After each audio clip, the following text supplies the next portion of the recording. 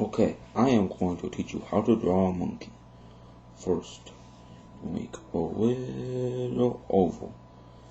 Then around that, you make a big oval.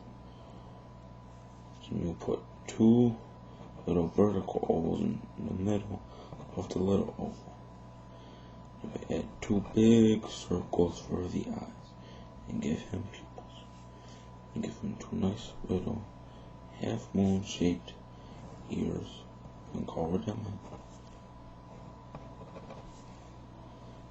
And then you give him a body shaped like a pear and a tail and nice little hands and legs, and give him a belly and belly button. Don't forget a banana, and he can be happy too. And that is how you draw a beautiful monkey.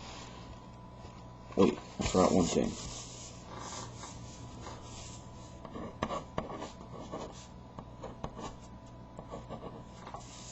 You must name him. I gave him the name Jerome.